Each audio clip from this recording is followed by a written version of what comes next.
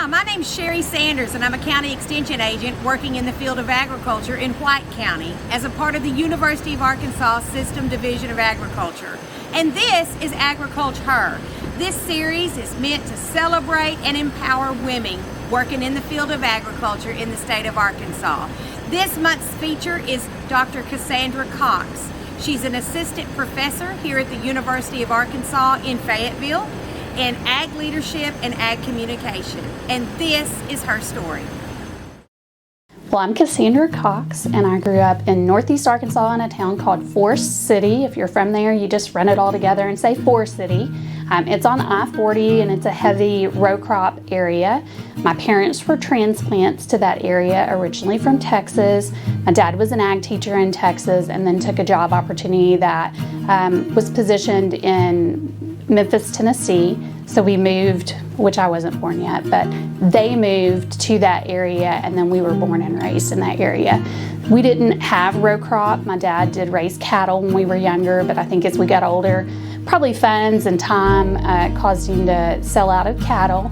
But he and my mom owned horses, and we grew up showing and riding horses and raising horses. It was pretty much the kind of optimal part of our childhood. It was something that our family did together, and through that activity and those experiences, we were also introduced to 4-H.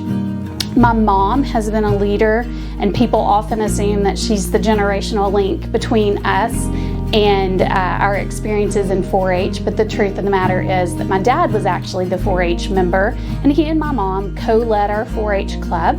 We had a heavy emphasis in agriculture, and at the time I really didn't know my dad's connection as an ag teacher, because he wasn't an ag teacher for any of my lifetime, but he was an excellent livestock and horse judging coach, and he helped guide us through our projects, and my mom helped guide us through our speeches and our preparation and all the activities.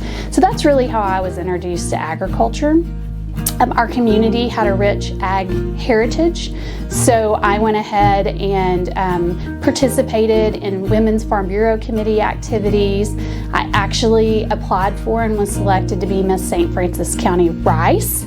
So I was able to promote the rice industry through that experience, and that was a lot of fun because it actually allowed me to engage with people in the industry and learn more about it. Obviously, I mentioned we weren't rice farmers, we didn't have a connection to that, but through that experience, I learned about the ag experiment stations and all of those elements.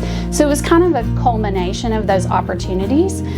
Through my 4-H experiences, I ended up coming to the University of Arkansas for State-O-Rama, and they had a Tyson poultry science tour, and I took that my first year at Arama, fell in love with that aspect of the industry, and kind of set my heart on being a poultry and food scientist.